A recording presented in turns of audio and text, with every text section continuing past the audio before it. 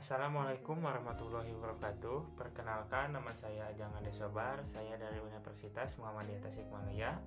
Saya dari Prodi D3 Keperawatan tingkat 2A semester 4. Nah, di sini saya akan menjawab kasus ya. Jadi kasusnya, seorang laki-laki berusia 20 tahun dirawat di ruangan penyakit saraf akibat cedera kepala. Pada saat dilakukan pemeriksaan terdapat penurunan kesadaran, muntah positif, broken eye positif, pasien terlihat tidur. Namun membuka mata saat diberi rangsangan dengan suara keras, melakukan gerakan menarik dari sumber rangsangan dan suara tidak mengandung arti. Nah, langsung saja di sini saya akan menjawab kasusnya. Berapakah nilai GCS pada kasus tersebut? Jadi untuk nilai GCS-nya yaitu 10. Nah, untuk I 3, motorik 5, dan verbalnya itu 2 atau disingkat E3M5P2. Apakah masalah keperawatan pada kasus tersebut? Jadi masalah keperawatannya resiko perfusi cerebral tidak efektif. Nah, kenapa masalahnya begitu? Karena pada kasus pasien mengalami cedera kepala, dari hasil pemeriksaan pasien mengalami kesadaran menurun. Untuk nomor 3, apakah kategori cedera kepala pada kasus tersebut? Jadi untuk kategorinya itu cedera kepala sedang. Tindakan yang pertama kali pada kasus, jadi nomor 4 itu tindakan yang pertama kali harus dilakukan pada kasus tersebut yaitu GCS atau Glasgow Coma Scale. Untuk nomor 5, demonstrasikan pemeriksaan GCS. Nanti kita bisa lihat sama-sama di video. Nah, untuk nomor 6, sebutkan contoh bentuk penerapan etika keperawatan dalam intervensi di atas. Untuk jawabannya yaitu beneficence yaitu berbuat baik, non-maleficence tidak merugikan, accountability yaitu akuntabilitas, dan confidently yaitu kerahasiaan. Nah, untuk melihat video demonstrasinya, kita saksikan sekarang videonya.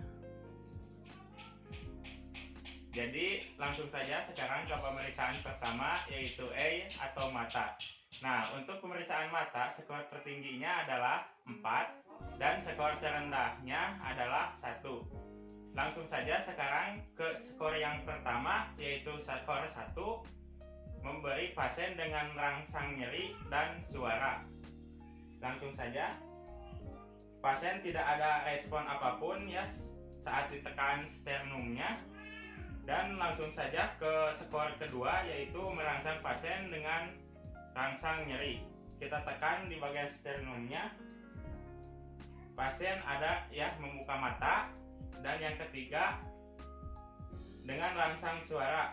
Bapak, apakah Bapak mendengar suara saya? Pasien merangsang ya, merangsang suara. Jadi pasien membuka matanya. Untuk skor yang keempat, pasien seperti biasa, seperti kita ya, membuka mata dengan spontan. Nah, lanjut saja sekarang ke penilaian verbal.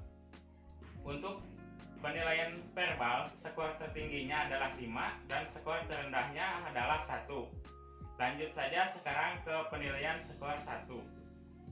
Bapak, apakah Bapak mendengar suara saya? Jadi dari si bapaknya atau dari si pasiennya tidak ada respon sama sekali. Untuk penilaian skor kedua yaitu kita menanyakan namanya, tapi Bapak menjawabnya cuman mengerang. Bapak, nama Bapak siapa? Nah, jadi si bapaknya cuma bilang Nah, untuk yang ketiga, skor ketiga, kita tanya namanya lagi, tapi si bapaknya tidak nyambung. Bapak, namanya siapa? Nah, bapaknya menjawab di luar. Jadi pertanyaannya tidak nyambung ya. Kita menanyakan namanya, si bapak menjawab di luar. Nah, untuk penilaian skor keempat, jadi si bapaknya menjawab benar tapi bingung. Bapak, namanya siapa? Nah, jadi si bapaknya menjawab tapi gitu, langsung sebutkan namanya. Jadi pakai dulu, jadi bingung. Nah, untuk yang kelima, skor kelima yaitu pasien menjawab dengan benar semua ya. Bapak namanya siapa?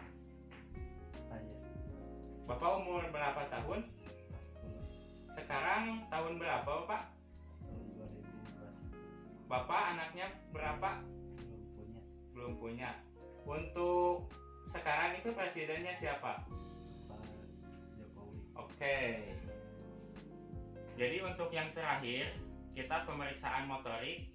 Nah, untuk skor motorik paling tinggi yaitu 6 dan paling rendah adalah 1. Langsung saja kita ke pemeriksaan skor pertama.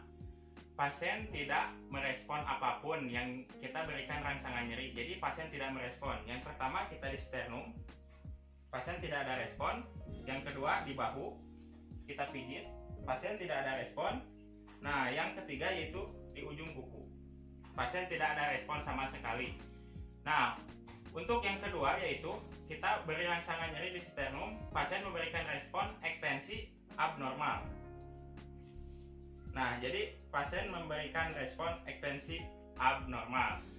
Untuk yang ketiga yaitu kita beri rangsangan lagi nyeri di sternum, pasien memberikan respon fleksi abnormal. Nah, jadi pasien memberikan fleksi abnormal ya.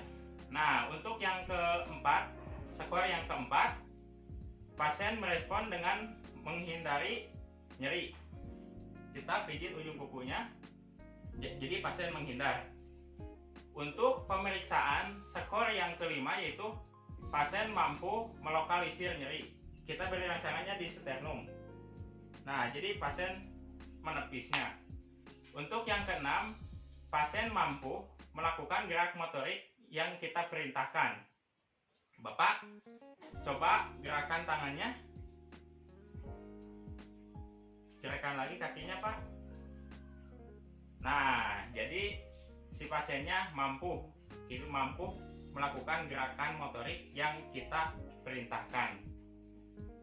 Jadi untuk mendapatkan nilai GCS itu kita cukup menambahkan tadi yang pertama I ditambah verbal ditambah motorik. Nah, untuk nilai GCS 15 yaitu kesadaran kompos mentis dan nilai paling rendah yaitu 3 atau bisa disebut koma. Sekian video jawaban kasus dan demonstrasi pemeriksaan GCS-nya. Terima kasih telah menonton. Wassalamualaikum warahmatullahi wabarakatuh.